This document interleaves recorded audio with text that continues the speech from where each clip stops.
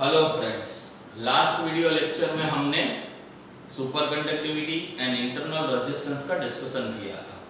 Today we discuss most important topic, that is the relation between terminal voltage and EMF. वो discuss करने से पहले ये दोनों टर्म्स जो है उसे हम क्लियर कर लेते हैं। अगर हम किसी ड्राई सेल की बात करें तो आप अच्छे से जानते हो कि ड्राई सेल के केस में इसके अंदर कुछ केमिकल्स फील होते हैं और वो केमिकल रिएक्शन करते हैं और वो केमिकल रिएक्शन से इसके पॉजिटिव और नेगेटिव आयोन्स पर ऑपोजिट डायरेक्शन का फोर्स लगता है। इस फोर्स को हम chemical force, otherwise non electrical force कहते हैं। और ये केमिकल फोर्स या नॉन इलेक्ट्रिकल फोर्स के इन्फ्लुएंस में यहाँ पे पॉजिटिव और यहाँ पे नेगेटिव चार्ज अक्यूमुलेट होता है। पर आप अच्छे से जानते हो कि जैसे ही पॉजिटिव और नेगेटिव चार्ज सेपरेट होंगे उन दोनों के बीच अट्रैक्शन फोर्स लगेगा। दैट मींस यहाँ पे under the influence of chemical force which is denoted by Fn, वो Fn के इन्फ्लुएंस में यहाँ पे चार्जेस सेपरेट हुए और जैसे ही चार्जेस सेपरेट होंगे उस पर एक अट्रैक्टिव इलेक्ट्रिकल फोर्स लग जाएगा जिसे हम Fe से डिनोट करते हैं। तो यहाँ पे Fe जो है वो इलेक्ट्रिक फोर्स है। दैट मींस केमिकल फोर्स ये चार्जेस को सेपरेट करेगा और इलेक्ट्रिकल फोर्स वापस उसे रिकंबाइन करने का ट्राई करेगा। बट इनिशियली क्या होता है, Fn ग्रेटर देन Fe होता है। दैट मींस यहाँ पे ये चार्जेस जो है वो सेपरेट होते जाएंगे और उसके बीच अट्रैक्शन फोर्स इंक्रीज होता जाएगा। एक मोमेंट ऐसी आएगी कि Fn और Fe दोनों इक्वल हो जाएंगे। उसके बाद चार्जेस का सेपरेशन स्टॉप हो जाएगा। एक्चुअली वो डायनेमिक नेचर होता है कि चार्जेस सेपरेट होते हैं और जिस मोमेंट पे जितना चार्ज सेपरेट होगा उतना ही कंबाइन हो जाएगा। इसलिए हम वर्ड यूज करते हैं कि चार्जेस का सेपरेशन स्टॉप हो जाएगा। फ्रेंड्स, जैसे ही ये चार्जेस का सेपरेशन स्टॉप हो जाता है उसके बाद ये सेल जो है वो वर्किंग कंडीशन के लिए रेडी हो गया, ऐसा हम कह सकते हैं। ये टर्मिनल जो है वो पॉजिटिव टर्मिनल की तरह बिहेव करेगा और ये टर्मिनल जो है वो उसके नेगेटिव टर्मिनल की तरह बिहेव करेगा। अब देखो, ये पॉजिटिव और नेगेटिव चार्ज जो है उसके बीच अट्रैक्शन है, वो एक दूसरे से मिलना चाहते हैं पर ये मिडल रीजन में वो मिल नहीं सकते हैं। इसलिए नहीं मिल सकते हैं क्योंकि केमिकल फोर्स उसको अपोज कर रहा है। दैट मींस ये पॉजिटिव और नेगेटिव चार्ज एक दूसरे के साथ कंबाइन होकर न्यूट्रलाइजेशन करना चाहते हैं पर बीच वाले रीजन में ये पॉसिबल नहीं है। इसलिए हमने क्या किया, हमने सर्किट प्रोवाइड कर दी। दैट मींस इसे कंडक्टिंग वायर से कनेक्ट कर दिया और वो कंडक्टिंग वायर के साथ हमने स्मार्टली अपना वर्क करने के लिए कोई भी इलेक्ट्रिकल अप्लायंसेस कनेक्ट कर दिया। जैसे सपोज यहाँ मैंने रेजिस्टेंस कनेक्ट कर दिया, तो अब क्या होगा, अब ये पॉजिटिव चार्ज को एक्स्ट्रा पाथ मिल गया जिससे वो यहाँ पे जा सकता है। दैट मींस यहाँ से यूनिट पॉजिटिव चार्ज कुछ एनर्जी लेके करंट कंस्टिट्यूट करेगा और इस रेजिस्टेंस से वो पास होगा। फ्रेंड्स, जैसे ही वो रेजिस्टेंस से पास होगा उसकी सारी एनर्जी यहाँ पे कंज्यूम हो जाएगी, फिर वो यूनिट पॉजिटिव चार्ज यहाँ पहुंचेगा बट उस पर ये नेगेटिव टर्मिनल का अट्रैक्शन लगेगा और थोड़ी बहुत एनर्जी मिलेगी जिससे वो यूनिट पॉजिटिव चार्ज यहाँ पर that means negative terminal cell के नेगेटिव टर्मिनल पे आ जाएगा और यहाँ पे न्यूट्रलाइजेशन हो जाएगा। तो न्यूट्रलाइजेशन से जितना चार्ज यहाँ पे खत्म हो गया उतना ही चार्ज वापस रीजनरेट होगा और वो पॉजिटिव चार्ज यहाँ पे वापस अक्यूमुलेट हो जाएगा। क्योंकि ये फिक्स अमाउंट का चार्ज होगा तब ही ये कंडीशन फुलफिल होगी, Fn इक्वल टू Fe। अब यहाँ यूनिट पॉजिटिव चार्ज यहाँ से यहाँ आ गया और न्यूट्रल हो गया। That means again unit positive charge यहाँ से जनरेट होगा और वो वापस यहाँ चला जाएगा। तो यहाँ पे unit positive charge negative terminal से पॉजिटिव टर्मिनल के पास जाता है तब उसे सेपरेट कौन कर रहा है, तो उसे सेपरेट कर रहा है केमिकल फोर्स। दैट मींस हम ऐसा कह सकते हैं कि यूनिट पॉजिटिव चार्ज को कुछ एनर्जी केमिकल्स प्रोवाइड करते हैं और फिर उसे पॉजिटिव टर्मिनल पर अक्यूमुलेट करते हैं। यूनिट पॉजिटिव चार्ज को जितनी एनर्जी केमिकल्स ने प्रोवाइड की है नेगेटिव से पॉजिटिव टर्मिनल के पास जाने के लिए, उसे कहा जाता है EMF that is electromotive force, इसका फुल फॉर्म है। बट एक्चुअली ये फोर्स नहीं है फ्रेंड्स, एक्चुअली ये वोल्टेज है। यूनिट पॉजिटिव चार्ज की एनर्जी को हम वोल्टेज, इलेक्ट्रोस्टैटिक पोटेंशियल बहुत सारे वर्ड से जानते हैं। तो यहाँ पे ईएमएफ दैट मींस क्या, the energy provide by chemicals to move unit positive charge from negative terminal to positive terminal. कहीं पर हेडिंग करके लिख देना ये नोट बना के, the energy provide by chemicals to move unit positive charge from negative terminal of cell to positive terminal of cell is known as EMF. That means उसे जितनी टोटल एनर्जी मिली उसे हम EMF कहेंगे। बट आप internal resistance का concept पढ़ चुके हो और आप अब ये जानते हो कि इसके बीच में बहुत सारे केमिकल्स फील्ड होते हैं। वो केमिकल के न्यूट्रल एटम एंड आयंस, ये यूनिट पॉजिटिव चार्ज जब यहां say that means negative terminal से पॉजिटिव टर्मिनल की ओर जाएगा तब उसका कुछ एनर्जी इंटरनल रेजिस्टेंस में लॉस हो जाएगा। दैट मींस इंटरनल रेजिस्टेंस में कुछ पोटेंशियल ड्रॉप होगा। पोटेंशियल वर्ड इसलिए यूज कर रहे हैं क्योंकि यूनिट पॉजिटिव चार्ज का एनर्जी है, तो यूनिट पॉजिटिव चार्ज पूरा वर्ड यूज ना करना हो तो पोटेंशियल वर्ड यूज करोगे तो चल जाएगा। That means when unit positive charge goes from negative terminal of cell to positive terminal of cell, some energy which is given by chemical force is lost as a potential drop in internal resistance, और वो internal resistance में कुछ drop हो जाएगी, उसके बाद बची हुई एनर्जी लेके वो यहाँ पर आएगा। That means यहाँ पे जो एनर्जी होगी वो EMF जितनी नहीं होगी उससे कम होगी, और यहाँ पे यूनिट पॉजिटिव चार्ज के पास जितनी एनर्जी बची है उसे कहा जाता है terminal voltage. Terminal voltage that means actually it is after loss in internal resistance net remaining energy of unit positive charge at positive terminal of cell is known as terminal voltage.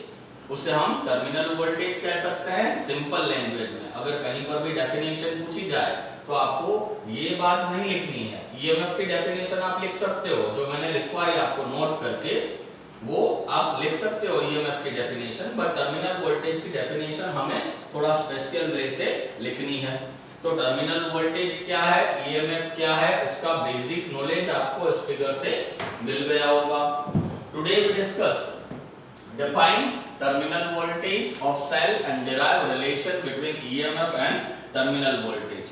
First of all, we define terminal voltage. It is also called terminal potential difference. उसे terminal potential difference भी कहा जाता है। Definition क्या है उसकी? The potential drop across the terminals of a cell when current is being drawn from it is called terminal potential difference। यानी जब सेल वर्किंग कंडीशन में हो, उसमें से करंट पास हो रहा हो, तब उसके पॉजिटिव और नेगेटिव टर्मिनल के बीच में जो वोल्टेज ड्रॉप मिलेगा उसे हम कहेंगे टर्मिनल वोल्टेज। सिंपल सी बात करें तो हम ये कह सकते हैं कि मार्केट से हम कोई पेंसिल सेल लेके आए तो उस पे लिखा होता है 1.5 वोल्ट। वो 1.5 वोल्ट क्या है? वो 1.5 वोल्ट उसका टर्मिनल वोल्टेज है। दैट मींस वो हमें इतना वोल्टेज प्रोवाइड करेगा, बट एक्चुअली उसका ईएमएफ 1.5 से ग्रेटर होता है, जिसमें से कुछ अमाउंट का वोल्टेज सेल के इंटरनल रेजिस्टेंस में कंज्यूम हो जाता है और फाइनली इतना बचता है वो हम वर्क के लिए ले सकते हैं। हमें डे टू डे लाइफ में जितना वर्क के लिए वोल्टेज कोई सेल प्रोवाइड करता है उसे कहा जाता है टर्मिनल वोल्टेज। या तो आप ऐसा भी कह सकते हो कि जब सेल किसी रेजिस्टेंस से कनेक्टेड हो तो रेजिस्टेंस के दोनों एंड के बीच जितना पोटेंशियल ड्रॉप होगा उसे हम कहेंगे टर्मिनल वोल्टेज। इजीली समझ सकते हो कि इस रेजिस्टेंस को कितना वोल्टेज खाने के लिए मिलेगा, जितना यहाँ पे बचा हुआ है, जितना ये लेके आएगा, दैट मींस वो इंटरनल रेजिस्टेंस का लॉस डिडक्ट करने के बाद ही यहाँ पे जो एनर्जी है वही एनर्जी होगी, उतना पूरा वोल्टेज ये रेजिस्टेंस को मिलेगा। तो रेजिस्टेंस का पोटेंशियल ड्रॉप जो है उसी को हम टर्मिनल वोल्टेज भी बोल सकते हैं। Okay, now we want to derive relation between small r, that is a internal resistance, epsilon, it is a EMF, and V, that is a terminal voltage. Symbol याद रखना बेटा, small r internal resistance, epsilon, EMF and V, that means terminal voltage. आप देख सकते हो कि यहाँ पे ये एक सेल है, वो सेल के इंटरनल रेजिस्टेंस को डिनोट करने का ये वे है कि नेगेटिव टर्मिनल के पास छोटा सा एक रेजिस्टेंस बना के उसे स्मॉल r लिखा जाए, जिससे हम क्या है इसका इंटरनल रेजिस्टेंस भी दिखा सकते हैं। तो यहाँ पे ये सेल है, इसका EMF एप्सिलॉन है और उसका इंटरनल रेजिस्टेंस स्मॉल r है, और ये दोनों फिगर कंबाइन होके एक सेल बन रहा है। आप देख सकते हो कि यहाँ सेल को मैंने डॉटेड लाइन से डिनोट किया है, जिसका पॉजिटिव एंड A है और नेगेटिव एंड B है। ये पूरा एक सेल है जिसे हमने एक रेजिस्टेंस R के साथ कनेक्ट किया है। जैसे ही ये रेजिस्टेंस के साथ कनेक्ट होगा, इसमें से करंट जो है वो पॉजिटिव टू नेगेटिव पास होगा। अब इसमें सबसे पहले हम EMF क्या है वो डिस्कस कर लेते हैं। EMF, that means it is a work done by the cell. It is a work done by the cell in carrying a unit charge along the closed circuit. It is a work done by the cell in carrying a unit charge along the closed circuit. या तो आप ऐसा भी लिख सकते हो, work done by chemicals of cell to bring unit positive charge from negative terminal of cell to positive terminal of cell. That means epsilon, it is a EMF. क्या होगा ये दो टाइप के वर्क का समेशन होगा। It is a work done in carrying a unit positive charge from A to B against external resistance, and work done in carrying unit charge from B to A against internal resistance. Friends देख सकते हो ये EMF that means total energy, वो total energy, total potential कहां drop होगा? It is a voltage drop in external resistance end voltage drop in internal resistance. That means वही wordings को हमने थोड़ा सा चेंज करके लिखा है कि EMF that means it is a work done in carrying a unit charge from A to B against external resistance, and it is a work done in carrying unit charge from B to A against internal resistance. Suppose external resistance के लिए जो work करना पड़ रहा है उसे हम V से डिनोट कर रहे हैं। आप जानते हो V क्यों डिनोट कर रहे हैं? क्योंकि वो टर्मिनल वोल्टेज है, और इंटरनल रेजिस्टेंस से जो वर्क करना पड़ता है उसे हम V डैश से डिनोट कर देते हैं। Now by Ohm's law we know that V equals to IR and V dash equals to I into small r. External resistance में जो वोल्टेज ड्रॉप होगा वो IR जितना होगा, और इंटरनल रेजिस्टेंस में जो वोल्टेज ड्रॉप होगा वो small I into small r जितना होगा। ये दोनों वैल्यूज हम इसमें पुट करते हैं तो हमें मिलेगा epsilon equals to IR plus IR। I is common, then epsilon equals to I in bracket R plus R. इससे आप करंट का फॉर्मूला ऑब्टेन कर सकते हो। Electric current passing from circuit as epsilon upon R plus R। Friends याद रखोगे, ज्यादातर बच्चे यहाँ मिस्टेक कर देते हैं। वो I का फॉर्मूला हम यहाँ से भी ऑब्टेन कर सकते हैं, यहाँ से तो हम ऑब्टेन नहीं कर सकते क्योंकि V डैश की वैल्यू हमारे पास नहीं होती है। आपको ये लगेगा सर V की वैल्यू होती है, हाँ होती है बेटा, सेल जो है वो हमें कितना एनर्जी प्रोवाइड करेगा, टर्मिनल वोल्टेज है वो तो होता है हमारे पास, इसलिए हम उसमें से भी I ऑब्टेन कर सकते हैं।